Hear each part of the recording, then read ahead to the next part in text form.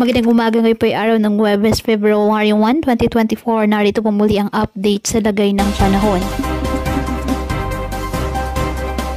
Ayon sa Pag-asa, patuloy po na nagdadala ng mga pag-ulan, maulap ng kalangitan na may kalat-kalat na mga pag-ulan sa iba't ibang bahagi ng ating bansa, ang northeast monsoon o amihan at ang trough ng isang low pressure area na kung saan nasa labas ng ating Philippine Area of Responsibility.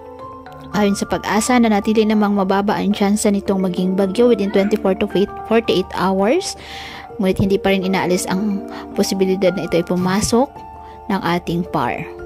Samantala, dahil pa rin po sa pag-iral ng amihan, nakataas pa rin ang gale warning sa iba't ibang bahagi ng ating bansa.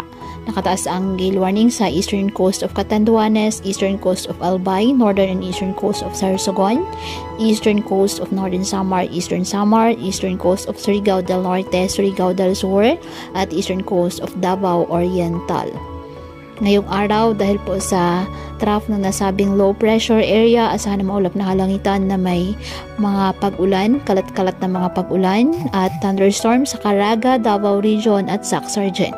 Ang Central Visayas, Southern Leyte at nalalabing bahagi ng Mindanao, apektado pa rin po ng trough ng nasabing low pressure area, kaya asahan din po dyan ng mga pag-ulan.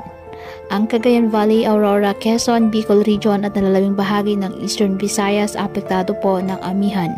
Ang Metro Manila at nalalabing bahagi ng bansa, asahan pa rin ang bagyang maulap hanggang sa maulap ng halangitan with isolated light rains dahil pa rin sa nasabing northeast monsoon o hanging amihan.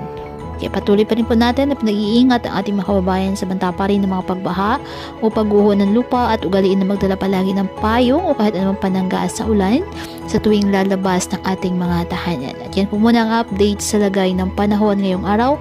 Muli patuloy po tayo na mag-ingat at palaging tandaan, God loves you. Stay safe and God bless.